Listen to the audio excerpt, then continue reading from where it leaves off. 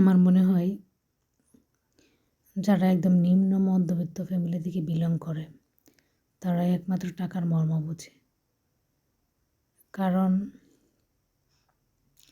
আপনি যখন টাকা চাইবেন আর কি ফ্যামিলিতে, যে আপনার ধরেন 50 টাকা দরকার, কিন্তু আপনাকে 30 টাকা দেবে, কারণ ওদের কাছে নাই, কিছু করার নাই, আসলে কী করবে। আর সেই ফ্যামিলিতে যদি একজন ইনকাম করার মতো একজন মানুষ থাকে, বাবা ছাড়া আর কেউ ইনকাম করার মতো মানুষ না থাকে, সেই ফ্যামিলিতে তো আরও কষ্ট, যে একজনেই সবারই ভরণ পোষণ, খাবার দাবার, যা যা দরকার, পড়াশোনা, সব কিছু একজনকে মেনটেন করতে হইতেছে। তো একজন যদি টাকা ইনকাম করার লোক থাকে, তো আসলে কিছু করার থাকে না। একজন মানুষ কয়জনকে সাপোর্ট দেবে বলেন? একটা ফ্যামিলিতে যদি 4-5 জন লোক থাকে, তাদের খাবার দাবার, তাদের পড়াশোনা, তাদের যত খরচ আছে সব কিছু একজনকে বহন করতে হইলে এরকমটা হবেই, যে আপনার যদি 50 টাকা দরকার লাগে, 30 টাকা উনি আপনাকে দিতে পারবে, 20 টাকা আপনাকে দিতে পারবে না, 30 টাকা দিবে, এটাই কিন্তু অনেক। কারণ ওনাকে আরও 5 জনকে মেনটেন করতে হচ্ছে না।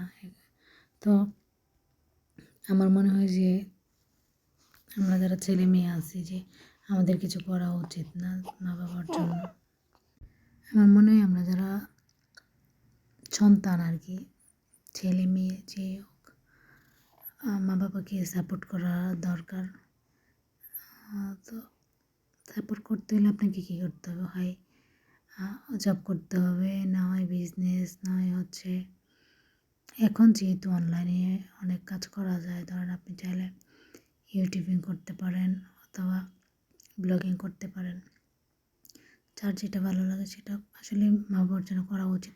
এখন আপনি দেখেন, যখন আপনি কাজটা করতে যাবেন তখন কিন্তু অনেক বাধা আসবে, মানুষজন আপনাকে অনেক কথা শোনাবে, উল্টাপাল্টা কথা বলবে, আপনাকে ধরে নিচে নামানোর ট্রাই করবে, যে এগুলো কী করতেছে, উপহাস করবে আপনাকে নিয়ে, টিচ করবে যে কী করতেছে, ইউটিউবিং করে, ইউটিউবে ভিডিও বানায়, ব্লগিং করে। কিন্তু এই যে এই কথাগুলো যারা বলতেছে, আপনাকে বলবে, তারা কিন্তু আপনাকে খাবার দেবে না। বা এই যে আপনার ফ্যামিলির প্রবলেমগুলো আছে, আপনার বাবার কষ্ট হচ্ছে যে আপনাদেরকে মেনটেন করতে, এই কষ্টগুলো তো ওনারা কমায় দেবে না। যখন আপনার 50 টাকা দরকার, উনি কিন্তু আপনাকে 50 টাকা দিবে না।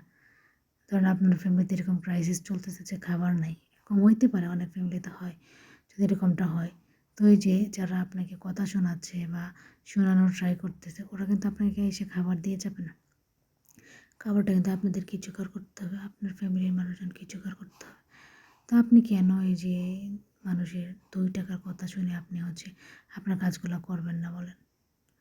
আমার মনে হয় যে মানুষের ফালতু লেভেলের মানুষ যারা টিচ করে, যারা উল্টাপাল্টা কথা শোনায়, এদেরকে আসলে কোন লেভেলের মানুষ বলা যায়, আমার ভাষাই খুঁজে পাচ্ছি না এদেরকে কী বলে সম্বোধন করা যায় আর কি। তো আপনি আপনি এদেরকে একদমই পাত্তাই দিবেন না। আমার মনে হচ্ছে এদেরকে এদের কোনো গুরুত্ব থাকা উচিত না কারো লাইফে। যে আপনি কী করতেছেন, যে আপনি ব্লগিং করতেছেন, এতে মানুষজনের যদি আপনাকে নিয়ে উপহাস করে বা টিচ করে, এদের আসলে আপনার লাইফে এদেরকে নিয়ে কোনো জায়গা থাকার কথা না। আপনি এদের কথা পাত্তাই দিবেন না, কী বলতেছে না বলতেছে, এগুলো বাদ দিয়ে আপনি আপনার কাজ করে যান। ব্লগিং করতে হবে বাট এরকম না, ইউটিউবিং করতে হবে এরকমও না। আপনি যেই কাজ পান সেই কাজটাই করে যান, করতে থাকেন, দেখবেন ইনশাল্লাহ একদিন সফল হবেন। আপনি ভালো থাকবেন, আপনার ফ্যামিলি ভালো থাকবে। যখন আপনি ভালো থাকবেন, আপনার টাকা থাকবে, তখন দেখবেন আপনাকে মানুষগুলাই আপনার কাছে আসতেছে, মিশতেছে, তখন আপনাকে টিচ করবে না, তখন আপনার কাছ থেকে পরামর্শ নিতে আসবে, যে কীভাবে করছো তুমি, কেমনে করছো, সেও করতে চাইবে। সো আমার মনে হয় যে মানুষের এইগুলো কথা বাদ দিয়ে আমরা আমাদের ফ্যামিলির জন্য কিছু কাজ করা উচিত। এটা যে কোনো কাজ হইতে পারে, খারাপ কাজ তো অবশ্যই না, হালাল কাজ যেটা করে আপনি আপনার ফ্যামিলি চালাইতে পারবেন, আপনি চলতে পারবেন, এরকম। সো আমার মনে হয় কাজ করা উচিত সবার।